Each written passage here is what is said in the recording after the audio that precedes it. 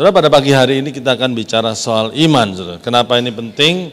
Karena ini menjadi fondasi daripada kekristenan kita, dan pelajaran tentang iman ini harus diingatkan terus-menerus dalam jemaat. Bahkan kita sendiri harus mengingatkan diri kita sendiri supaya kita hidup oleh iman. Ayat yang pertama yang akan kita baca yaitu dari Ibrani pasal yang ke-11, ayat yang pertama, satu definisi iman yang paling sering kita baca. Mari kita baca bersama-sama, 1, 2, 3. Iman adalah dasar dari segala sesuatu yang kita harapkan dan bukti dari segala sesuatu yang tidak kita lihat. Ya, jadi kita boleh berharap, tetapi kalau dasar pengharapan kita itu bukannya iman, maka harapan kita itu bisa menjadi sia-sia. Ya, dan iman adalah dasarnya. Terjemahan yang lain mengatakan iman adalah kepercayaan dari segala sesuatu yang kita harapkan dan keyakinan dari segala sesuatu yang tidak kita lihat. Pada waktu kita menerima Tuhan Yesus sebagai juru selamat, saudara, kita mengimani, saudara, ya. Harapan kita itu apa, saudara? Harapan kita masuk surga, betul nggak? Kalau kita meninggalkan dunia yang fana ini, kita masuk surga, saudara. Dasarnya apa, saudara? Kita belum pernah pergi ke surga, kita belum pernah ke sana dan lain sebagainya. Tapi dasarnya adalah iman kita, dan dasarnya pengharapan kita itu based on what the Lord has said to us. Yaitu barang siapa percaya dosanya diampuni dan dia diberikan hidup yang kekal. Itu kita percaya itu. Apakah kita sudah melihat surga? Belum kita lihat. Tapi kita sudah, we are sure, kita ini confident, kita ini yakin. Itulah iman, saudara. Dan hidup kekristenan kita itu bukan karena melihat, tetapi karena percaya. Itu ya. Dan sebetulnya ada beberapa jenis iman. Saya ambil dari Roma 1 ayat yang ke-17. Sebab di dalamnya nyata kebenaran Allah yang bertolak dari iman dan memimpin kepada iman. Seperti ada tertulis, apa saudara? Orang benar hidup oleh iman, saudara. Yang pertama, iman yang pertama yang disebut oleh saving faith atau justifying faith, itu iman yang membuat kita itu bertobat, membuat kita itu menerima hidup yang kekal. Yang pertama adalah saving faith atau justifying faith, yaitu iman untuk mempercaya kepada Yesus sebagai juru selamat dan Tuhan kita. Itu yang menyelamatkan kita, yang membuat orang berdosa menjadi orang benar karena kita sudah dibenarkan oleh Tuhan. Itu iman yang Tuhan berikan supaya pada waktu kita bertobat. Yang kedua dikatakan orang benar akan hidup oleh iman. Nah, iman di sini ada dua macam iman. Artinya yang pertama adalah a living and dynamic faith. Satu iman yang dinamis, yang dipraktekkan sehari-hari dalam kehidupan kita. Iman yang kita pakai untuk mempercayai setiap janji Tuhan yang Tuhan berikan pada kita. Dan kita, janji Tuhan itu tidak akan terwujud kalau kita tidak responi. Kalau kita respon, dan bagaimana kita bisa meresponi janji Tuhan adalah kalau kita dengan iman kita, ya. Jadi itu yang. Nah, iman di sini orang benar akan hidup oleh iman. Yang ketiga, iman di sini bukan hanya untuk living and dynamic faith, tetapi yang disebut doctrinal faith. Saudara kata, kalau misalkan saudara mendengar kata doctrinal, saudara jangan takut duluan, saudara. Ini bukan, ini punyanya orang teologi, bukan, saudara. Ya, doctrinal, ya, itu yang disepakati oleh para teolog memang, saudara, yang disebut doctrinal faith, tetapi itu adalah iman yang kita pakai untuk mengenal pribadi Tuhan, saudara. Ya, dalam Alkitab ini ada banyak yang bisa menceritakan tentang pribadi Tuhan. Dia adalah Allah yang kudus, dia adalah Allah yang setia, ya. Dia itu maha kuasa, dia itu maha hadir, dia itu maha tahu, ya, El Shaddai, Jehovah Nisi, Jehovah Jireh. Dan itu ada banyak pelajaran yang menceritakan bagaimana pribadi Tuhan itu. Bagaimana kita bisa mempercayai janji-janji Tuhan tanpa kita percaya kepada pribadi yang memberi janji itu. Jadi itu harus seimbang, saudara. Pada waktu kalau misalkan istri saya ngomong, ayo kita ketemu di Ciputra World jam 12, habis itu kita akan makan bersama-sama, saudara. Nah, saya nggak mikir, saudara. Kita janjian, itu janji. Saya berharap saya bisa ketemu istri saya memang jam 12 di Ciputra World untuk bisa makan sama-sama. Iya, saudara. Tetapi pada waktu saya pergi dari kantor saya ke Ciputra World, there is no doubt, nggak ada keraguan-raguan karena yang buat janji itu saya kenal, yaitu istri saya. Jadi akhirnya tidaklah sulit untuk mempercayai janji itu kalau kita tahu pribadinya. Jadi living dynamic faith itu adalah iman yang kita praktekkan sehari-hari untuk bisa apa saudara? Untuk bisa memegang janji Tuhan, dan itu yang dikatakan seringkali orang-orang yang hamba-hamba Tuhan mengatakan itu iman yang mengimani di alam yang tidak kelihatan, dan kemudian melalui iman itu kita imani sampai terjadi dalam alam yang nyata. Itu living in dynamic faith, membuat janji Tuhan itu menjadi realita dalam kehidupan kita. Tetapi itu akan jadi lebih mudah kalau kita mengenal pribadi dari orang yang membuat janji, Allah yang membuat janji. Amin, saudara. Jadi ada tiga tentang iman ini. Nah, saudara, apa yang pentingnya iman itu apa, saudara? Yang pertama adalah iman itu menentukan kerohanian kita. Seperti yang dikatakan Roma 1 ayat 17, orang benar akan hidup oleh iman. Ikan juga akan hidup oleh air. Tanpa air, ikan itu mati. Tapi sebetulnya setiap orang percaya itu kalau tidak hidup oleh iman itu, maka kerohaniannya juga mati. Kalau imannya lemah, kerohaniannya lemah juga. Jadi kerohanian saudara ditentukan oleh kondisi iman saudara. Jatuh bangunnya kerohanian saudara ditentukan oleh iman saudara. Iman saudara bisa menguatkan kerohanian saudara, dan pada waktu kerohanian saudara itu menjadi kuat, maka saudara mempunyai kekuatan untuk menghadapi segala macam dalam kehidupan ini. Saudara mempunyai perspektif yang benar. Kalau tidak, maka dunia ini bisa menenggelamkan kehidupan saudara, dan saudara tidak akan bisa bangkit, saudara akan tenggelam, dan saudara akan dikuasai dengan keadaan. Yang saya seringkali sebut dengan the trap of life, jadi jerat daripada kehidupan ini. Ada orang-orang yang tidak percaya bahwa sesuatu yang baik itu bisa terjadi dalam kehidupannya. Ada orang yang begitu. Saya pernah melayani orang yang wajahnya cantik, tetapi dia tidak percaya bahwa dia akan bisa mendapat suami yang baik hati. Bingung saya jadi itu. Ada orang yang begitu. Ada orang yang terjerat dengan satu siklus yang negativism, sehingga akhirnya dia nggak percaya bahwa ada hal yang baik bisa terjadi. Padahal janji Tuhan itu luar biasa untuk setiap kita. Siapa yang percaya bahwa janji Tuhan untuk kita itu luar biasa? Yang enggak angkat tangan gimana?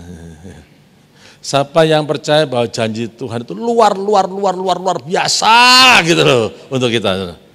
Ya, luar biasanya sungguh, saudara.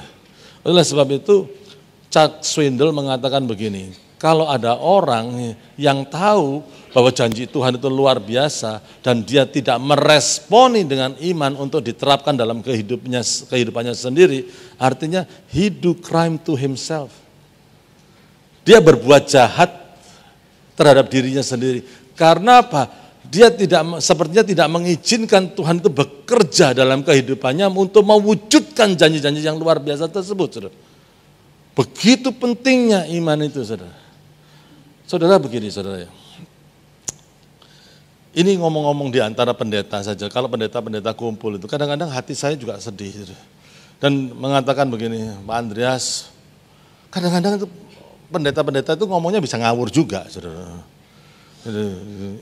Kadang-kadang, ini diantara kita aja, dan mari kita ini jadi pelajaran itu.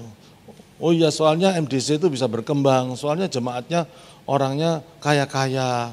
Ada pendeta yang ngomong begitu. The potential of the church, ya, potensi gereja itu bukan karena kekayaannya, bukan. Potensi gereja itu bukan karena buildingnya, bukan. Potensi gereja itu bukan karena itu semuanya. Karena iman itu konotasinya bukan kepada orang-orang yang kepandaian kita, karisma kita, dan lain sebagainya. Tetapi the potential of the church itu, it is your faith to God. Iman kita itu. Saudara, saya beritahu ya, gereja kecil tidak masalah, saudara. Kalau setiap anggota jemaatnya itu mengambil keputusan untuk hidup dalam iman, maka gereja itu akan menjadi gereja yang luar biasa. Pekerjaan Tuhan itu jangan luar biasa. Saudara, itu yang harus kita sadari, saudara. Ya, di satu kota kecil, saudara, eh, di Magelang atau mana itu? Ada seorang ibu teman dari Pak Yeremia nyahpit. Nyahpit. Itu Magelang ya? Magelang atau kotanya Evinya Siantik itu mana itu? Bukan Magelang apa? Magetan. Yang terkenal kerupuk pulinya itu dah. Iya dah. Enak tuh. Lapar toh, ya lapar tuh. Saya masih ingat itu, saya mendadak ini diingatkan itu. Tuhan itu, teman Pak Yeremia nyahpit. Dan itu di kota itu dia lebih terkenal dari pendeta manapun juga. Saudara. Dan kenapa demikian? Itu orang ya, pendidikannya mungkin enggak setinggi kita ini, saudara. Tapi imannya luar biasa, namanya nyahpit. Saudara. Gitu. Pak Yeremia cerita, sapi ketabrak motor, langsung sapinya enggak bisa berdiri, saudara.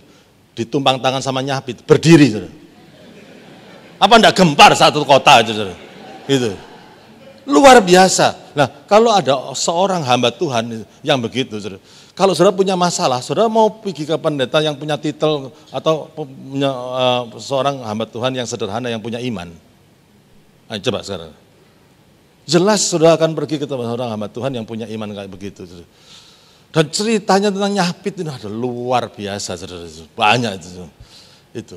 Dan saudara, the potential of the church itu bukan karena kita, berapa banyak uang kita atau karisma pendetanya atau no. The potential of the church, potensi gereja ini juga itu tergantung apakah saudara mau mengaktifasi iman saudara. Kalau iman saudara biarkan mati, gereja itu akan mati juga, saudara. Hari ini menjadi hari yang sangat penting. Bahkan begini saudara, bagi saya itu hidup oleh iman itu bukanlah hidup karena seperti perasaan itu. We have to activate faith. We have to exercise faith. Iman itu tidak terjadi karena otomatis begitu aja. Perasaan itu bekerjanya otomatis. Saudara lihat misalkan ada dolar naik, waduh deg-degan atau apa, dolar turun deg-degan atau gimana, saudara. Ya, misalkan harga barang pokok, waduh ada keadaan politik begini, saudara deg-degan. Hujan, saudara deg-degan, itu perasaan. Begitu ada rangsangan tertentu, maka perasaan itu akan bekerja sesuai dengan rangsangannya itu. Tetapi iman itu bukan begitu. Iman itu harus kita exercise, kita harus activate supaya bisa melawan segala sesuatu yang menentang kita. Itulah iman itu. Dan pada waktu Raja Daud misalkan bangun pagi, dia malas memuji Tuhan dan lain sebagainya itu. Dia mungkin malas memuji Tuhan itu. Perasaannya malas memuji Tuhan. Mungkin badan sakit semua, ya, tulang-tulang lagi kena flu mungkin begitu. Orang begitu enak tidur-tiduran, apalagi hari gerimis, hujan dan lain sebagainya. Tetapi dia katakan imannya berkata, gitu, praise the Lord, oh my soul. Pujilah Tuhan, hai jiwaku. Kamu nggak boleh malas memuji Tuhan. Hai jiwaku, pujilah Tuhan. And all that is within me. Dan semua yang ada padaku, pujilah namanya. Itulah dia menjadi pemazmur yang luar biasa. Dalam keadaan apapun juga, senang, susah, dia tetap memuji Tuhan, dia bermazmur sama Tuhan. Dikepung musuh, dia masih bermazmur. Luar biasa. Itulah iman itu. You have to activate. Nah, kadang-kadang kita nggak terasa bahwa sebetulnya karena iman itu harus diaktifasi setiap hari, iman itu harus dieksersis setiap hari, maka kadang-kadang kita nggak merasa bahwa kita ini sudah hanyut karena perasaan kita. Saudara. Hidup oleh iman itu pilihan. Kalau saudara bangun pagi, saudara mau menggunakan perasaan saudara atau iman saudara, itu pilihan saudara. Saudara. Dan itu yang harus menjadi keputusan. Dan pada waktu kita memutuskan untuk hidup dengan iman, saudara, maka kuasa Tuhan akan mengalir dalam kehidupan kita. Saya berulang kali mengatakan bahwa God will help us. Tuhan itu mau menolong kita, tetapi dia tunggu sampai saudara menolong diri saudara sendiri. Pada waktu saudara menolong diri saudara dengan memutuskan untuk mau hidup dengan iman, maka kuasa Tuhan akan mengalir dalam kehidupan kita. Itu saudara, kekuatan yang daripada Tuhan itu. Ya, makanya itu jatuh bangunnya kerohanian kita itu sebetulnya itu karena iman kita. Itulah sebabnya banyak orang sudah 20 tahun jadi Kristen tidak berkembang. Saudara. Karena apa? Dia hanyut dengan perasaannya dan tidak pernah memutuskan untuk hidup dengan imannya. Saudara. Bagi saya, saudara, susah jadi pendeta ini susah. Saudara. Karena apa? Saudara? Setiap kering, masalah. Saudara. Kering, masalah. Saudara. Jadi pendeta itu pertama kali jantungnya harus kuat. Saudara. Gitu. Ya kan? Setiap kering masalah lagi. Saudara. Itu. Ada saya ngomong, ya. Tapi kalau orang sudah ditolong masalahnya lupa telepon pendetanya, memberitahu. Jadi saya tanya pada orang, bagaimana masalahmu gimana? Itu jangan putus asa ya. Jadi ayo kita tetap harus berdoa. Oh iya, lupa koan. Masalah saya, aduh 2 bulan yang lalu Tuhan berbuat mujizat yang luar biasa. Saya ditolong, bisnis saya direstorasi. Tuhan memberi berkat yang luar biasa. Loh 2 bulan yang lalu, loh lah aku 2 bulan ini terus berdoa untuk kamu. Lah ngomong apa? Oh dan Tuhan gitu. Kalau kering masalah, tapi kalau sudah ditolong Tuhan lupa ngomong pendetanya itu. Jadi itu tapi begini saudara. Bagi saya saudara, sebetulnya itu bukanlah sesuatu hal yang berat saudara. Karena apa? Harus bisa, misalkan saudara konseling sama orang, berhadapan dengan orang punya masalah dan lain sebagainya. Selalu saudara harus mengimani sehancur-hancurnya kehidupan seseorang. Seporak-poranya bisnis seseorang. Kalau dibawa lagi kepada Tuhan, Tuhan sanggup memulihkan bisnis itu secara luar biasa. Amin, saudara. Dari jurang yang paling dalam, yang orang nggak bisa nolong, tali nggak bisa, mungkin sudah terperosot. Kuasa Tuhan bisa mengangkat orang itu menjadi orang yang paling tinggi, yang luar biasa. Saudara. Itulah kuasa Tuhan. Hidup yang porak-poranda, bejana yang sudah hancur, tapi dibentuk lagi sama penjunannya, bisa menjadi satu bejana yang sangat indah, bahkan lebih indah dari sebelumnya. Itu kemampuan Tuhan yang luar biasa. Jadi sebagai orang anak-anak Tuhan harus yakin bahwa there always a new day untuk kita. There always a new beginning in Christ Jesus. Selalu ada permulaan yang baru. Selalu. Kalau enggak kita bisa frustrasi habis-habisan. Sebelum saya full time, saudara, saya dinasihati oleh Pak Yeremia Rim, begini saudara, pendeta itu kayak pemain sirkus. Saudara. Loh kok pemain sirkus toh saudara? Saudara tahu ada orang yang muter piring itu, ada tongkat yang diputar piringnya muter. Gitu. Terus kemudian ada piring lagi diputar lagi, piringnya muter lagi, ke-3, ke-4, ke-5, ke-6, ke-7, sampai ke yang ke-10, piringnya muter. Begitu piringnya muter yang ke-10, yang pertama sudah ugil-ugil, mau jatuh lagi. Dikuatkan lagi, sampai yang ke-10, ugil-ugil. Itu. Hal yang terus-menerus harus diingatkan kepada jemaat itu, bahwa the righteous shall live by faith. Orang benar itu harus hidup oleh iman. Karena sangat gampang sekali be slip away, dan akhirnya kita hidup dengan perasaan kita, dan kemudian hidup kita jadi kacau, we lost perspective, kita kehilangan pegangan, kita tidak bisa punya pandangan yang sehat, kita jadi panik, akhirnya kita tenggelam seperti Simon Petrus tenggelam. Itu sudah. Tapi sekali orang itu mendapat pewahyuan bahwa dia mau mengaktifasi imannya setiap hari, dia mau menggunakan, dia mau exercise imannya every day, dia menjadi orang yang bisa menguatkan orang lain. Dan bayangkan kalau setiap anggota jemaat itu mau mengaktifasi imannya. Perkara-perkara yang luar biasa terjadi. Amin, saudara. Melalui iman kita bisa memulai sesuatu yang baru itu. A new day is coming. Saudara. Dan itu. Jadi saudara, benteng pertahanan kita adalah iman kita. Saudara. Kalau iman kita ambrol, kerohanian kita runtuh, enggak karu-karuan. Saudara. Ada pepatah mengatakan begini, kita kehilangan semua apapun, enggak masalah. Asal kita enggak kehilangan iman kita. Kita enggak kehilangan apa-apa. Kita kehilangan semua nih, harta benda kita. Kita enggak kehilangan iman kita enggak kehilangan apa-apa. Tuhan bisa memulihkan. Karena apa? Tuhan punya pijakan. Ada satu runway yang Tuhan bisa landing dalam hidup kita dan melakukan hal yang luar biasa. Tapi saudara, kalau saudara punya segala sesuatu, tapi saudara kehilangan iman saudara, you lost everything. Kamu kehilangan semuanya. Kamu mendapatkan harta benda, rumah bagus, ini tapi imanmu sebentar lagi kamu akan runtuh. Karena you lost your faith, imanmu itu ambrol, kerohanianmu juga ambrol. Jadi itu yang menjadi penentu kerohanian kita. Ya, amin, saudara. Jadi ini penting, saudara. Ya, kita harus tahu tentang hal ini. Yang kedua, saudara, tanpa iman kita tidak dapat memperkenankan Allah. Ibrani 11 ayat yang ke-6. Ini bagus sekali. Ayo kita baca 1, 2, 3. Tetapi tanpa iman tidak mungkin orang berkenan kepada Allah. Saya senang dengan kata tidak mungkin. Sepertinya begini, Tuhan itu mau dan mampu. Kalau Tuhan, jangan pernah punya perasaan bahwa Tuhan itu tidak mau nolong saudara. Tuhan itu mau. Alkitab mengatakan kalau Tuhan ingin menolong kita, pertanyaannya kalau dia ke bumi, datang ke bumi, apakah dia mendapati iman, kata firman Tuhan. Yang dia lihat itu imannya. Pada waktu 4 orang menggotong si sakit itu, Alkitab mengatakan pada waktu Yesus melihat iman mereka, Tuhan itu menghargai iman. Saudara, begini saudara ya, lebih baik kelebihan iman daripada kekurangan iman. Tuhan tidak pernah, sepertinya Tuhan tidak pernah mengkritik orang yang kelebihan iman. Tidak ada di Alkitab, saudara. Tapi Tuhan selalu menegur orang yang kurang imannya, saudara.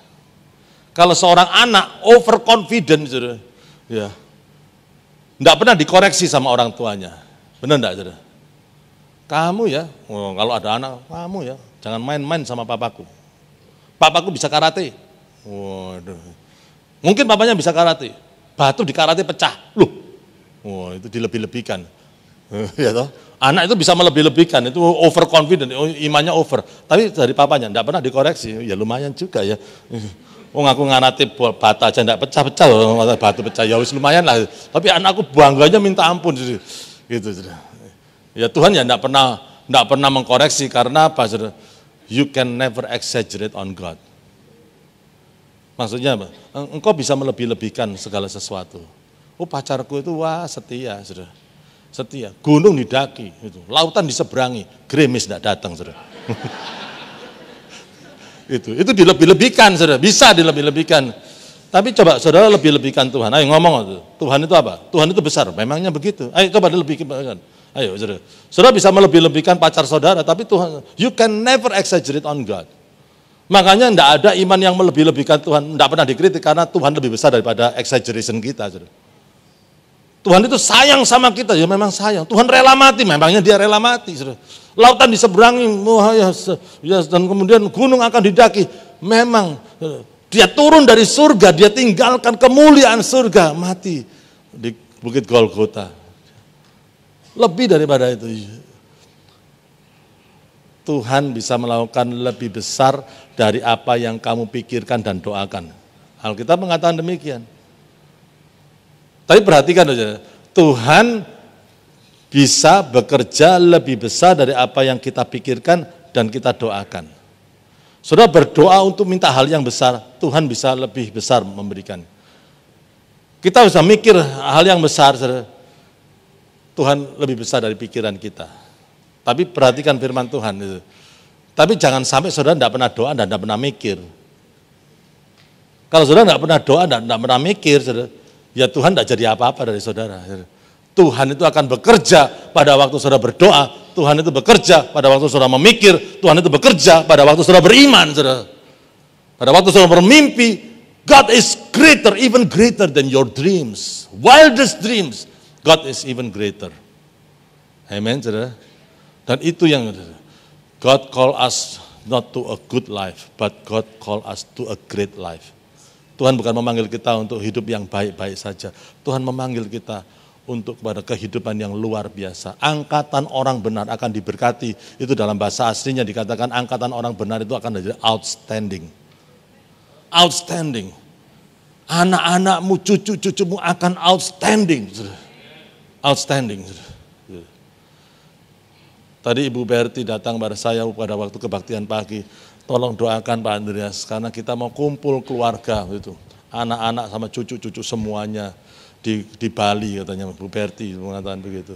Bu Berti, saya cuma titip satu hal aja Bu Berti. Kalau kamu kumpul dengan cucu-cucumu, anak-anakmu, Bu Berti pada waktu mereka duduk bersama, Bu Berti berdiri.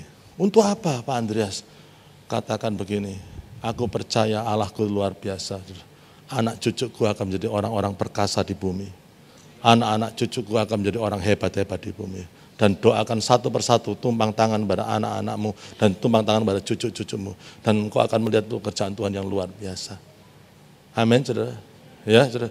Tapi juga begini, saudara. Lebih gampang mengimani untuk anak kita dan cucu kita daripada mengimani untuk diri kita kadang-kadang. Benar nggak, saudara? Wah, anakku, wah, tak imani, jadi hebat dia, hebat dia. Ya. Loh bagaimana tentang dirimu? Ya ngene iki, aku ya ngene iki. Loh, siapa sih? Firman Tuhan, janji Tuhan itu bukan untuk anak-anak saudara tok, saudara, tapi untuk setiap saudara yang percaya. Amin, saudara. You will become a great man of God because you have a great God. Itu yang harus kita. Dan kadang-kadang lebih gampang mengimani untuk orang lain daripada mengimani diri sendiri. Saya ingin bertanya, saudara, are you shrinking or are you expanding? Saudara ini mengkeret atau saudara berkembang? Kalau saudara tanya saya jelas berkembang. Iya, saya berkembang kiri dan kanan gitu. Tapi saya bukan ngomong itu. Apakah kehidupanmu itu shrink? Bertambah kecil, mengkeret itu, tahu mengkeret ya, atau berkembang. Kalau engkau bisa lakukan 100 hal tahun lalu, apakah engkau bisa melakukan 110 hal tahun ini? Kalau engkau bisa berkorban 100 hal pada tahun lalu, apakah tahun ini engkau berkorban 150 hal? Itu, apakah engkau expanding? Banyak orang itu akhirnya hidupnya mengkeret. Karena apa? Imannya mengkeret. Saudara, hidup ini nggak akan bertambah baik, hidup ini tidak akan berkembang sebelum kau memutuskan untuk hidup dengan iman. Karena iman itu dinamis, iman itu nggak bisa berhenti. Iman itu membuat engkau melakukan hal-hal yang luar biasa. Iman itu menjadi engkau berapi-api. Saya masih ingat Reinhard Bonnke. Iman itu membuat itu saudara on fire. Orang iman itu menjadi orang militan, radikal. Iman itu membuat saudara gelisah terus, nggak pernah puas. Maksudnya bukan nggak pernah puas akan berkat Tuhan, tapi nggak pernah puas. Saudara akan melakukan yang terbaik untuk Tuhan. Itulah iman, karakteristik iman. Saudara. Dan Reinhard Bonnke mengatakan begini, saudara. Kalau misalkan orang itu berapi-api, orang itu beriman, saudara. Dia bilang gini, siapa yang bilang bahwa tantangan orang yang berapi-api itu lebih banyak daripada tantangan orang yang tidak berapi-api? Justru kadang-kadang orang yang tidak berapi-api, masalahnya banyak. Masalahnya, keluhannya lebih banyak. Ngomelnya lebih banyak daripada orang yang berapi-api. Saudara coba bayangkan itu ya, wajan. Wajan kalau ditaruh di atas kompor ya, dan kemudian tidak ada apinya. Dibiarkan 1 hari, 2 hari, 3 hari. Kira-kira apa yang mendatangi wajan itu? Kecoa. Betul enggak, saudara? Kecoa, kemudian laba-laba, menjadi debu, dan wajan itu menjadi kotor dan lain sebagainya. Segala macam yang kotor-kotor itu justru mendatangi wajan itu jadi wajan yang sangat kotor. Saudara. Tapi coba kompornya dinyalain, LPG-nya dinyalain, dan di atas kompor itu, kecoa itu mau jalan di situ, mikir, saudara. Jadi kecoa goreng, betul enggak, saudara? Laba-laba yang mau jalan di situ yang mikir, saudara. Reinhard Bonnke mengatakan, if you are on fire on God, itu kadang-kadang kamu tidak didatangi si iblis. Karena apa? Kalau didatangi, dicoba itu tambah on fire, orang itu tambah on fire. Tapi yang didatangi iblis apa? Orang yang sedang ngomel. Dan didatangi karena tidak ada fire-nya. Didatangi supaya omelannya tambah lagi dari 1 ke 2. Didatangi lagi sama si setan, omelannya jadi 3, 4, wah 100 ngomel terus, didatangi lagi. Saudara kalau nggak mau didatangi setan, berapi-api itu untuk Tuhan. Start to decide to live by faith. Mulai memutuskan untuk hidup melalui iman. Dan engkau akan berapi-api untuk Tuhan. Amin, saudara. Amin, saudara. Oke, saudara ya. Jadi kita evaluasi. Akhir-akhir ini hidupku ini berkembang atau menyempit atau tambah pergaulanku. Apakah ada lebih banyak lagi orang yang aku berkati dengan kata-kata yang positif? Lebih banyak lagi orang yang aku telepon? Lebih banyak lagi orang yang aku ceritain tentang betapa murahnya Tuhan dan kebaikan Tuhan dalam hidupku? Lebih banyak atau lebih sedikit dari tahun lalu? Itu yang ketiga, tanpa iman kita tidak dapat mengalami mujizat. Markus 6 ayat yang kelima dikatakan, iya Tuhan Yesus tidak dapat mengadakan satu mujizat pun di sana kecuali menyembuhkan beberapa orang sakit dengan meletakkan tangannya atas mereka. Dan 6, ia merasa heran atas ketidakpercayaan mereka. Tuhan, ini ada 2 pengajaran, there is 2 sides of a coin ya. Jadi kalau Tuhan bergerak ya Tuhan berfirman, we believe it, that settles it. Ya, Tuhan berfirman, kita meresponi dengan iman. Tuhan berjanji, kita meresponi dengan iman, dan akan terjadi mujizat. Itu side yang pertama, saudara. Yang kedua, memang ada kebenarannya juga, Tuhan berfirman dan terjadi mujizat, whether we believe it or not. Saudara mau percaya atau enggak, saudara, itu Tuhan kadang-kadang juga tidak akan nunggu kita terlalu lama juga, saudara. Ya, katakan kalau kita tidak mau memuji Tuhan, Tuhan bisa pakai batu-batu untuk memuji Tuhan juga, saudara. Itu, saudara. Tetapi saudara, sering kali ada satu keadaan, bukannya Tuhan tidak mampu menolong kita, seakan-akan dia tidak mampu. Yang membatasi itu adalah ketidakpercayaan kita, saudara. Kekurang imanan kita dari itu, saudara. Jadi saya berdoa supaya pada pagi hari ini kita ada kebangkitan iman di tempat ini. Amin, saudara. Amin, saudara. Saya nggak bisa menolong apa-apa, saudara.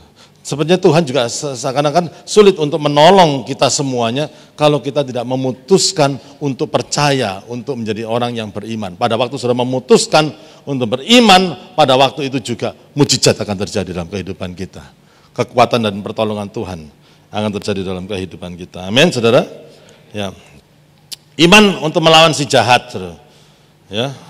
Dengan 1 Petrus 5 yang ke-8, sadarlah dan berjaga-jagalah. Ayo kita baca bersama-sama. Ini 1 Petrus 5 yang ke-8.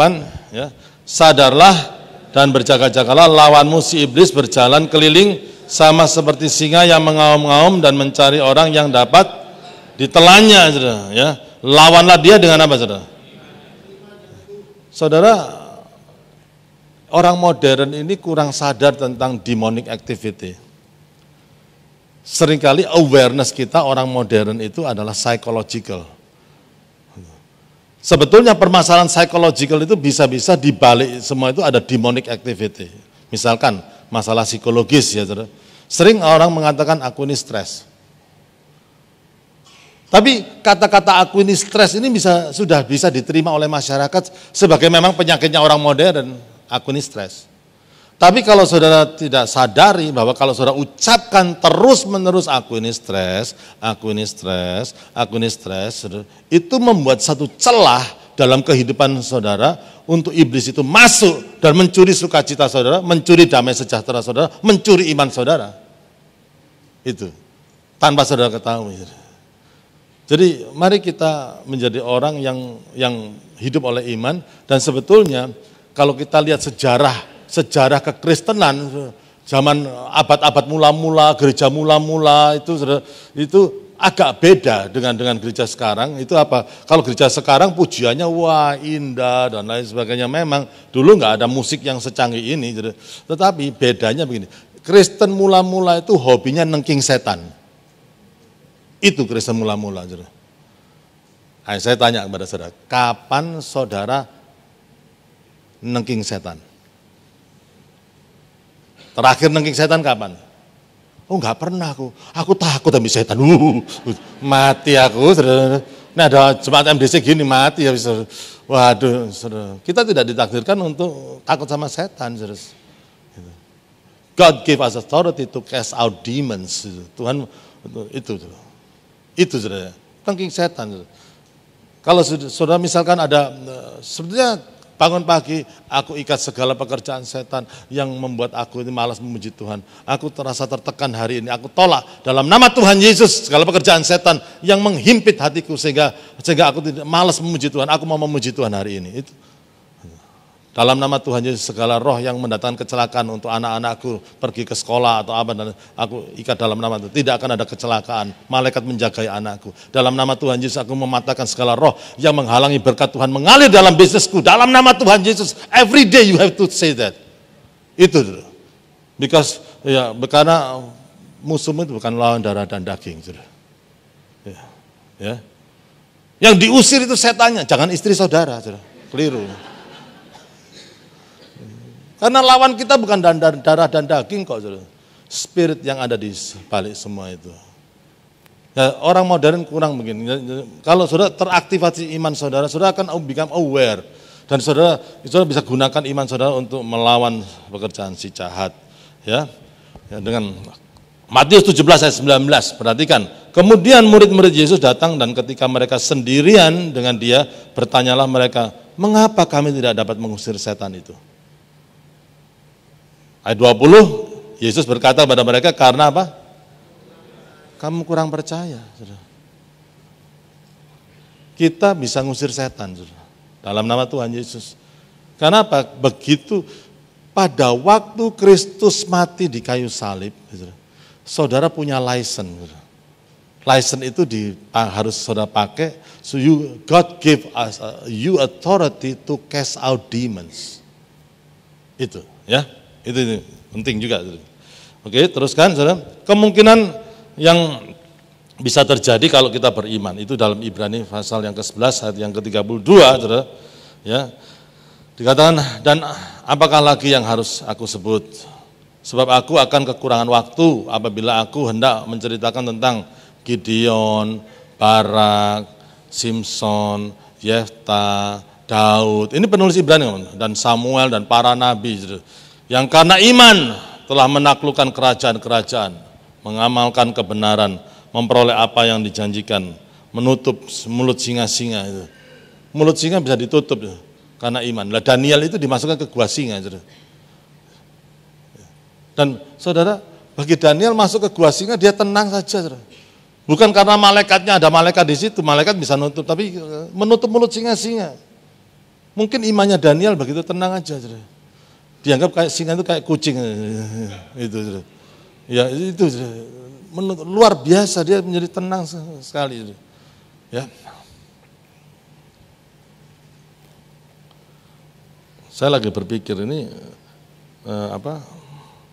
Daniel punya iman untuk menutup mulut singa-singa, tapi suami-suami punya iman enggak untuk menutup mulut yang ngomel terus itu, saudara?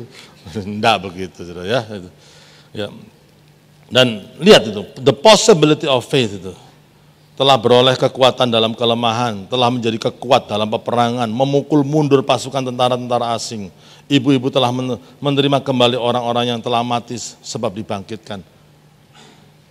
Segala sesuatu. Nah, ini disimbolkan oleh Tuhan Yesus. Dalam ayat Matius 19 ayat yang ke-26, mari kita baca bersama-sama, 1, 2, 3, saudara.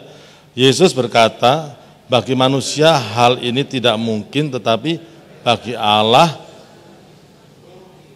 segala sesuatu, saudara. Jadi artinya begini, tidak ada hal yang tidak bisa diselesaikan oleh Tuhan, tidak ada. Semua bisa diselesaikan oleh Tuhan. Nah kalau ada Allah yang bisa menyelesaikan hanya 50% dari masalah hidup kita, ya nggak usah disembah, saudara. Kita nggak perlu menyembah Allah yang seperti itu.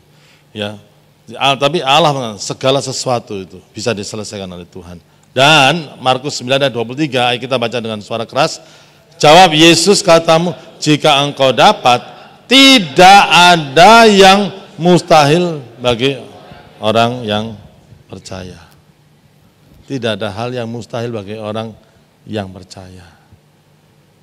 Jadi possibility of faith itu apa, saudara? Dan kalau kita beriman, saudara, iman bukan kepada keuangan kita, iman bukan kepada karisma kita, iman bukan kepada talenta yang kita punyai, tapi iman itu fokusnya kepada Allah sendiri, saudara. Dan kalau kita fokusnya kepada Allah sendiri, saudara, segala sesuatu itu mungkin, saudara. Saya masih ingat, saudara, kesenangan Pak Yeremia adalah makan mie restu di Jalan Embong Malang. Dulunya itu, sekarang masih ada enggak, saudara? Enggak ada ya, sudah ada, sudah dibuka itu. Mie restu di Jalan Embong Malang. Tahu mie restu ya, saudara? Ya. Siapa yang kepingin mie restu? Ada roh kelaparan di sini. Gitu. Kita goncengan orang dua gitu, makan mie restu, ngomong-ngomong di situ, saudara. Dan saya masih ingat apa yang diomongkan, saudara. Andre, ingat enggak Kisah Rasul 1 ayat yang ke-8? Ingat, you shall receive power when the Holy Ghost fall upon you, and you shall be my witness in Jerusalem, Judea, Samaria, until the end of the earth. Gitu. Kamu akan menerima kuasa jika Roh Kudus turun ke atas kamu, dan kamu menjadi saksiku di Yerusalem, Judea, Samaria. Iya. Terus kenapa Kak Yer? Saya ngomongnya Kak Yer. Pak Yeremia saya panggilnya Kak Yer. Ya. 1 ayat ini, Indri, Kak Yer imani. Waktu itu STM. Bukan SMA, sekolah teknik mesin, STM, enggak punya duit, enggak punya apa-apa. 1 ayat ini aku imani sungguh-sungguh. Aku mau melayani Tuhan, bukan hanya di Indonesia saja, tapi until the end of the earth.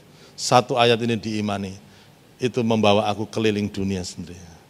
Dia menjadi orang yang banyak keliling, salah satu orang yang hampir seluruh negara bagian Amerika dia kelilingi. Dia pergi ke Singapura, dia ke Malaysia, dia ke Burma, ke Filipina dan lain sebagainya. Dia satu ayat diimani, memberikan satu kekuatan yang dampak yang luar biasa kita beriman. Itu sudah kekuatannya. Tidak ada hal yang mustahil. Bagi orang kekuatannya itu di situ, iman itu. It release the God's power, the potential of the possibility of it is releasing God's potential. Saudara beriman itu di backup sama kingdom of God, kerajaan Allah itu membackup saudara. Itu saudara.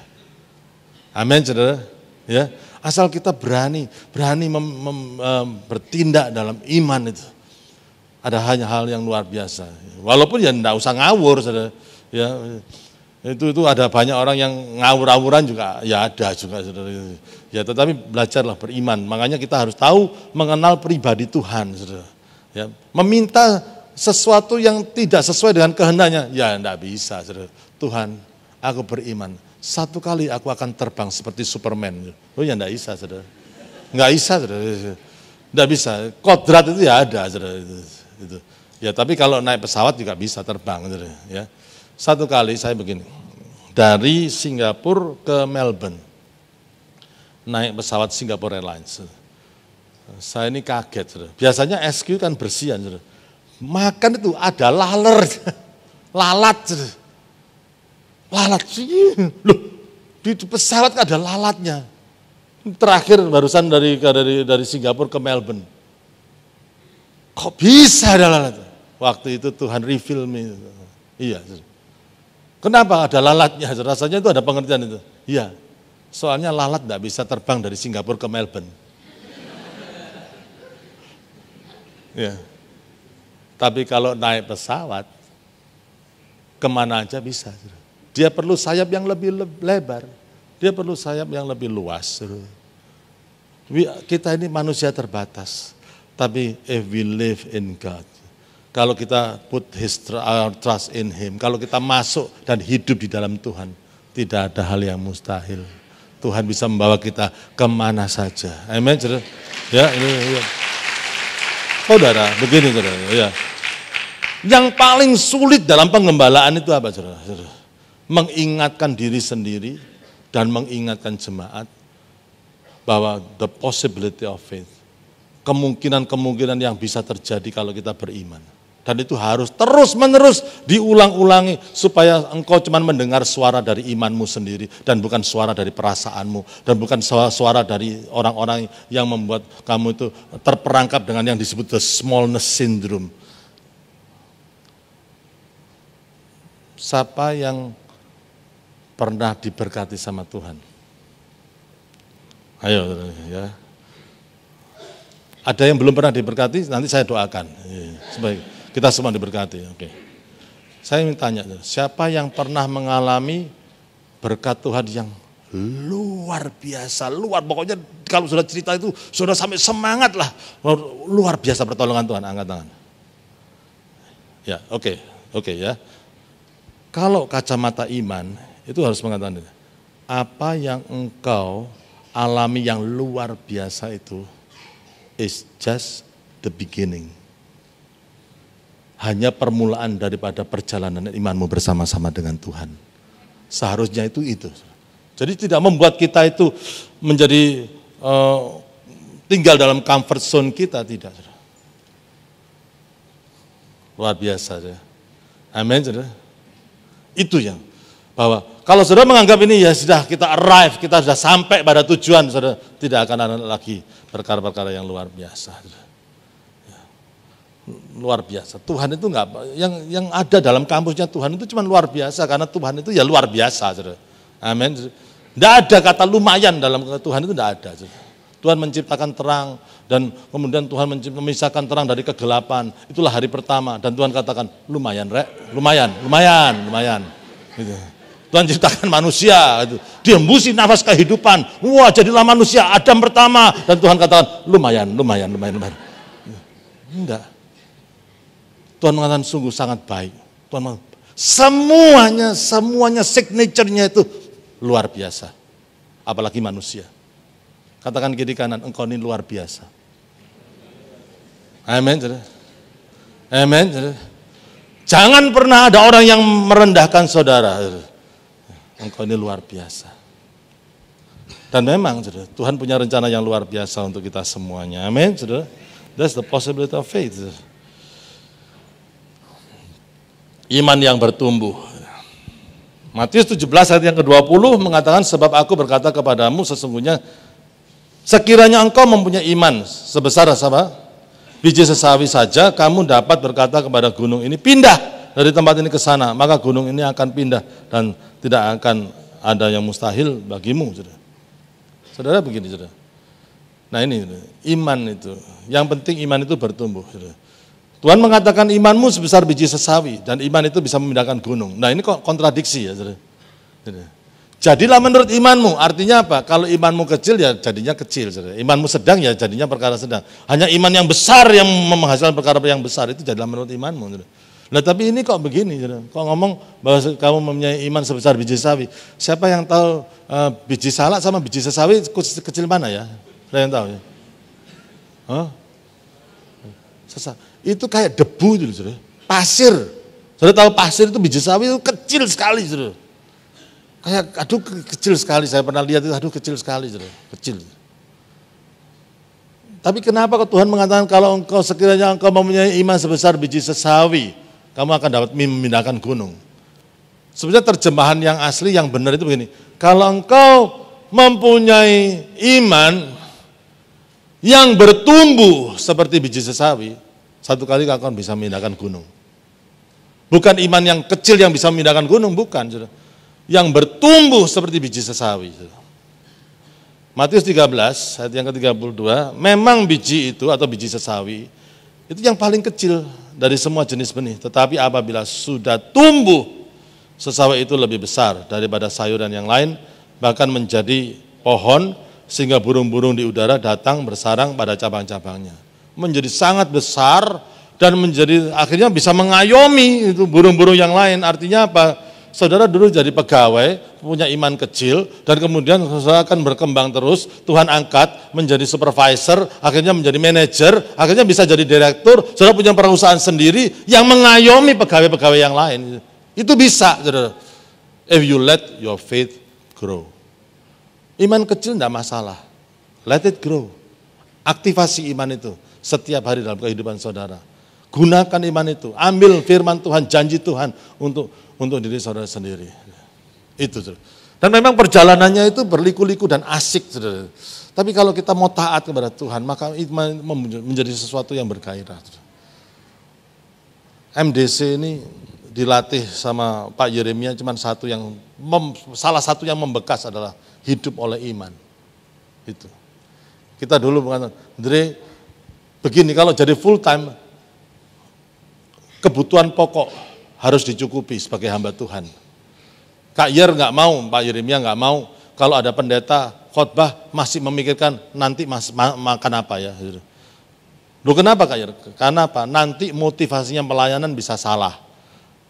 Itu begitu. Kebutuhan pokok makan itu harus dicukupi, itu harus selalu ada kecukupan itu. Tetapi kebutuhan yang lain harus beriman sendiri. Kalau saudara mengimani 17 inch TV untuk menjadi 30 atau 40 inch itu, ya harus beriman sendiri. Ya itu sudah. Satu kali saya diundang sama satu gereja di Amerika, tulis surat undangan untuk mengisi satu retreat di Amerika. Saudara. Biasanya pendeta kalau dapat undangan ke Amerika itu nggak usah tanya Tuhan, langsung yes, amin, haleluya. Gitu. Tapi kalau ada undangan dari Papua, 7 hari 7 malam doa puasa dulu. Saya katakan yes, aku mau pergi ke sana. Setelah saya katakan ya, aku mau, timbul dikirimi surat yang kedua ya. Waktu itu ada mungkin apa ya email atau saya masih lupa fax. Kami bersyukur kesediaan Bapak Andreas untuk mengisi retreat kami. Tapi kami punya satu masalah. Kami tidak mempunyai dana cukup untuk membiayai tiket Bapak. Kok enggak dari tadi ya surat pertama ngomong gitu. Tapi saya sama istri saya, enggak, kita datang untuk menjadi berkat. Enggak usah mikir tentang gitu. Itu. Saya langsung jawab itu. Our ticket, our transportation fee will be my responsibility. Jangan khawatir, aku akan datang. Itu begitu. Tapi kita lihat uang kita terbatas pada waktu itu. Aduh, gimana ya? Ya sudah, kamu cukupkan ya dengan segini ya. Itu ya. Dan aduh itu separuhnya harga tiket waktu itu. Aduh, gimana ya? Kamu beriman supaya cukup makanya. Ya, amin. Waduh. Itu, istri yang ketemu di persekutuan itu ya gitu. Wow, mendukung. Istri ketemu yang di terminal enggak kayak gini. Lain, luar biasa didukung. Oke, terbang.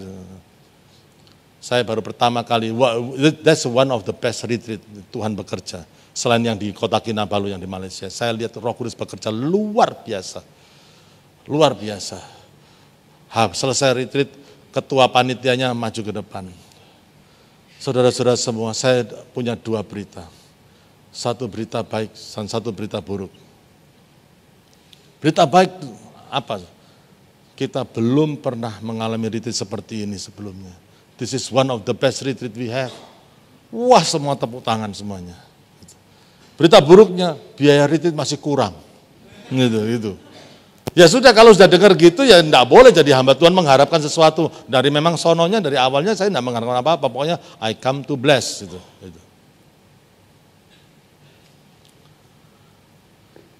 Sabtu pulang dari retreat, Minggu harus khotbah. Suasana di gereja luar biasa juga, Tuhan itu luar biasa. Beberapa hari di retreat dan 1 hari Minggu di gereja, Tuhan melawat umatnya. Setelah saya khotbah, ketua retreat maju ke depan. Jemaat yang saya kasih, saya punya 2 berita, berita baik dan berita buruk. Dalam hati saya enggak punya berita lain, berita baik, berita buruk terus. Saya sudah tahu itu semuanya, berita baiknya. This is one of the best retreat. Bagi yang tidak ikut retreat, nyesel. Ini retreat yang terbaik yang pernah kita alami. Berita buruknya, aku tahu. Dan berita buruknya, tidak ada, biaya retreat sudah tercukupi semuanya. Wah, semua tepuk tangan. Ya puji Tuhan lah, puji Tuhan. Oke, puji Tuhan. Selesai itu saya harus siap-siap pulang ke Indonesia.